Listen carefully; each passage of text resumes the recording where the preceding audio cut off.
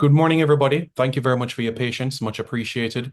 We are joined with the head coach of the Jamaica Senior Men's National Team, Coach Steve McLaren, as we go through and unveil the squad for the upcoming friendly internationals against Trinidad and Tobago. A reminder, that's February 6th and February 9th. February 6th at the Montego Bay Sports Complex in St. James, and of course, February 9 at the Anthony Spalding Sports Complex in Kingston. A reminder to all the media coming in, please put your devices on mute. And secondly, if you are not dressed appropriately, also turn your camera off as well. That will be greatly appreciated. So to commence proceedings, we're going to have a few opening remarks from our head coach, Coach McLaren, and then after that, we'll get right into the squad. So, Coach, good morning. How are you doing? Okay. Okay, ladies, gentlemen, it's a great pleasure to be back in Jamaica. I've been here for about 10 days. Bit of scenery, bit of culture, and lots of football and lots of planning because since the new year, this is it. This is World Cup year. That's the aim at the end, to make sure we're in it, and a lot of planning before that. I think a great initiative, which started, I think, last year, was to get the local players together, the best players, to have a camp to play an opponent. And I thought that was a great idea. We've assembled that camp. We play Trinidad, big rivals.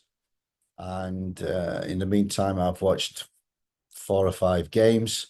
I'll watch two more on Sunday, two more on Monday, and then we get the squad together for Tuesday, play Trinidad on Thursday with the second game on Sunday, which I'm looking forward to immensely. One, because I want to work with the local players, and two, it'd be great to see Dwight York, who's just become manager, head coach of Trinidad.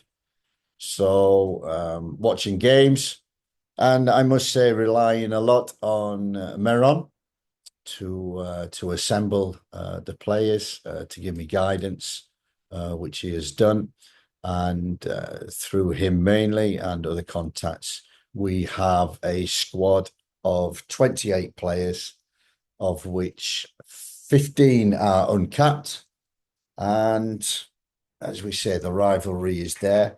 And the aim of the camp, many people ask me, what's the aim of the camp?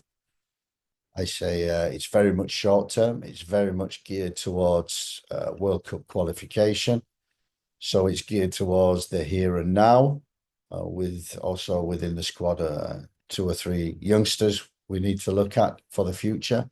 But basically, what I'm hoping for, like what happened last season at this time when they had 2 games against Trinidad, 3 players emerged from that camp and became regulars in the squad for the Reggae Boys senior national team. And that was great to see. That was Kaheem Dixon, Richard King, and Shaq Juan Davis. So that was good. If I get another 3 coming from this camp to improve our squad, to improve our team, that's what I'm looking for. That's the incentive of all the players coming in, and that's the incentive of everybody involved in this campaign, including the supporters, including everybody, not just on this island, but who is following Jamaica outside the island. Everything is geared towards the World Cup. So 28 players we have, starting with goalkeepers. Shaquan Davis, we know well. Jamali Wade, we know well. Benjamin Williams, I watched him the other day against Morbay. So I was impressed with him. We have a young one, Joshua Grant from New York Red Bulls, 17, who's played for the under-17s, under-20s, and is really coming for experience. Just to have a look at him. The defenders we have, top of the list, Richard King, obviously from Cavalier, 22 caps already, becoming a regular in the squad and needs to push now to be a regular in the team.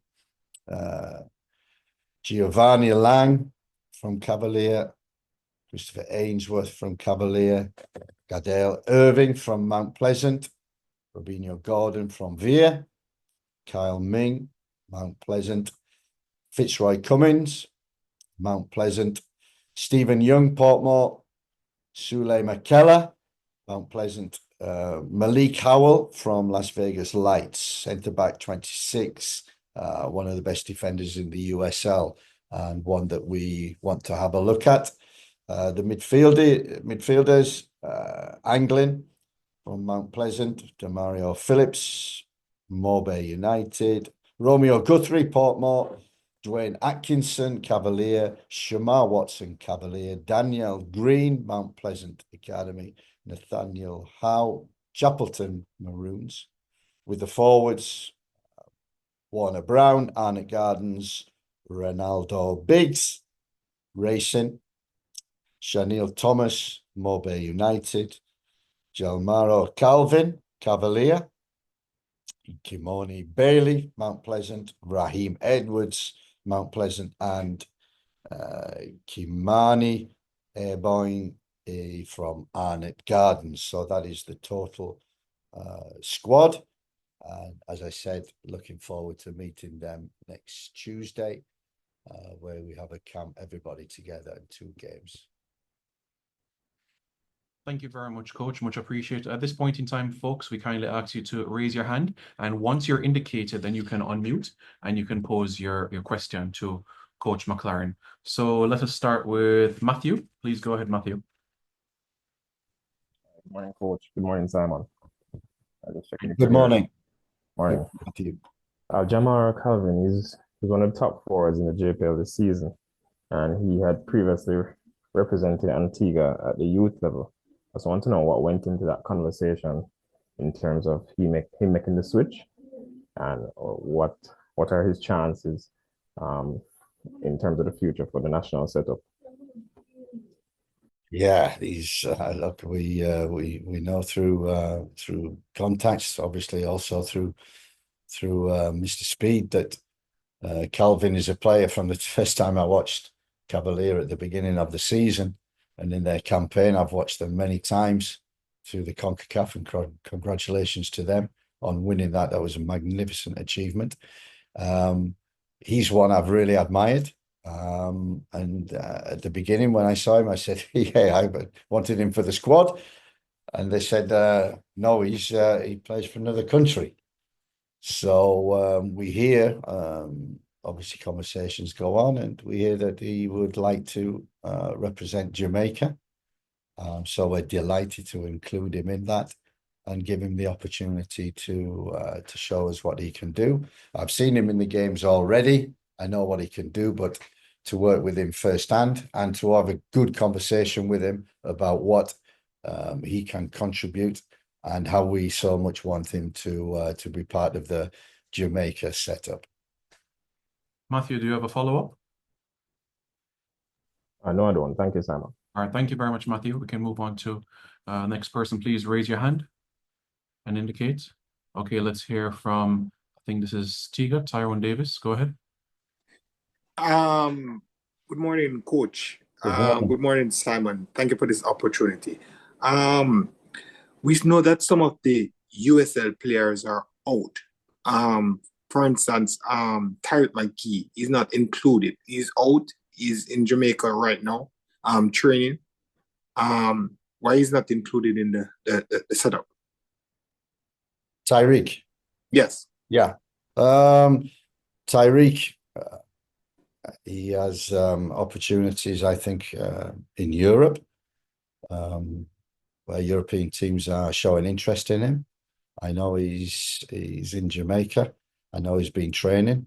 I also know that, I can't divulge any information or secrets, but I do know that he may have an opportunity in Europe, which he is obviously looking at, and we respect that. Yeah, he must sort his club future out first. So we wait to hear from him when it's decided at the end of the window where he's going to be playing his football for the rest of the season. Okay, thank you, Coach. All right, Robert, go ahead.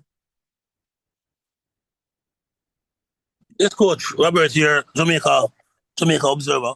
Playing against Trinidad, Coach, what will be the main focus for these local based players going into a game like this? What are some of the things you'll be looking for, and what are some of the things you plan to implement with these local players? First and foremost, it's a big rivalry, and as we say, there are no friendlies in football. And when you play for Jamaica, also, you're a target for any club in the Caribbean, and Trinidad will be a big target for us also. So winning the game is important, not imperative, but important. The process, the 2 days training that we have with them, albeit not enough to get enough information into them, but enough to get to know them. So the process and the performance of the team. Can they play in a team? That's the key thing. Have they got the individual talent, technique, tactical nous, intelligence to jump up to the senior national team? And basically it's just what I see, trying to get a few of the principles. We have to keep it very simple with only 2 training sessions before the first game and 1 training session before the second game. We have to keep things very simple. I want the players to showcase their talents individually, but to make sure that collectively they play as a team, because you don't qualify for anything playing as an individual. It's a team sport. So that's the first thing. Can they play with each other? Can we get cohesion quickly? I know we have players from 2 or 3 clubs mainly, but I'm looking forward to working with them. The process, the performance, and ultimately you get the performance, a win, because there is massive interest from what I hear from the local supporters. We want everybody to turn up and make this a special occasion for the 2 camps, one in Mobay and one in Kingston. Perfect time for people from around the island to see these players firsthand. Okay, thank you so much, Coach. Pleasure. Thank you very much, Robert Williams, IRFM. Yeah, thank you very much. Good morning to everyone. Coach, just to follow up on the Tyreek McGee, is it a case that he has asked not to be included? Is he unavailable because of the options, or is it a case that he has been left out? He's not on the island. I think he's sorting his future out. So Tyreek would be involved, but at the present, he's not available. Thank you very much, Coach. Thank you very much, Robert. Anybody else, please raise your hand again to indicate questions you may have. Let's hear from Dwight Spence. Good morning, sir. Go ahead. Good morning, Simon. Good morning, Coach McLaren. Hi, Dwight. How are you doing? So this is Dwight Spence. Do some work with theregularboys.com. A couple interesting, or 1 or 2 interesting players I see on the squad. Nathaniel Howe and I believe Joshua Grant. They're both from the 2020, the 2005 age group. Are you seeking to get more players that are top level U20 players involved in these type of games, friendlies, so forth, with the senior boys going forward as we go through this World Cup cycle? The age for me is nothing. It's just a number. If they're good enough, that's what we're looking for. Anything that can improve our squad, can improve our team for the World Cup campaign coming up. That's what we're looking for in this camp. Merrin has been through it, and we said just to make up the squad, because we may get injuries, just to help in training, that we may give 2 or 3 people, young players, an opportunity to gain some experience. That's what they're doing. If they gain experience and they're better than who they're playing against, and they're good enough, they will play. So everybody in this squad has an opportunity, and a real opportunity, to make the World Cup squads going forward. Thank you. And one other question, if I may, Simon. Go ahead. What's your thoughts and what have you seen on Chanel Thomas? He's been doing real well for Montego Bay United. What are your thoughts on his future involvement with some of the injuries that we have on the front line and what he brings to the squad and his future maybe club-wise and with the Reggae Boys? Yeah, I've seen one game and yeah, very impressed with what he brought to Mobay. You're absolutely right. You know, it's been a tragedy what has happened over the Christmas period with Mikel Antonio. And you know, we're still in touch with him all the time. He's recovering. Says he may not make the March one, but he may be available in the summer. So we're hoping on that one. And in the meantime, you're absolutely right. The number 9 position is vitally important. And if we can get one top quality number 9 who can score goals from this group, I'll be absolutely delighted. That's what we're looking for. So Chanel is just one of them players who is given this opportunity. You know, it's not just this camp, but it's also in the games that we watch them play, which I'll be following very closely. Thank you very much to both of you. Thank you very much, Dwight. A reminder again, please raise your hand to indicate if you have any questions for Coach McLaren. Please raise your hand in the chat and then you'll be identified and then you can pose your question to Coach. It looks like we have one more from Robert for your second question. Okay, go ahead.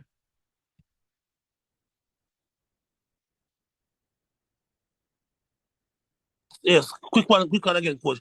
What's the latest can you tell us about Mason Greenwood? It's the same message from 6 months ago. We're still waiting for one document to be found, signed, and my indications are that Mason wants to play for Jamaica, and you know, I think we respect the family's decision at the present moment.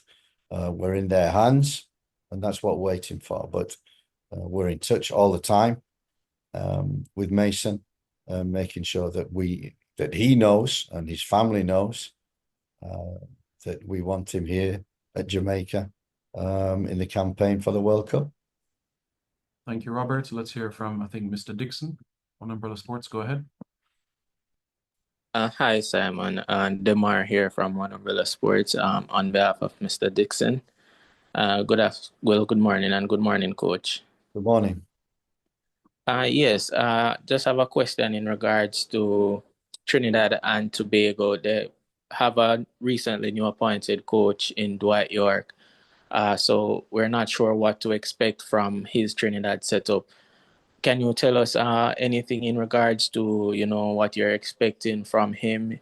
Also in regards to what he may bring to the Caribbean in regards to high profile managers and what that can do for not only Trinidad football, but for football in the Caribbean as well.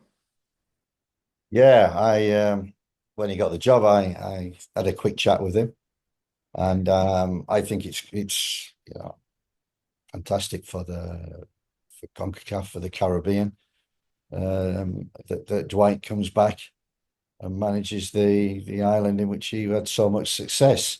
Was a big player, and he's a big player and a big coach. He did very well when he was in Australia, and coming back into this scene, it's great to see.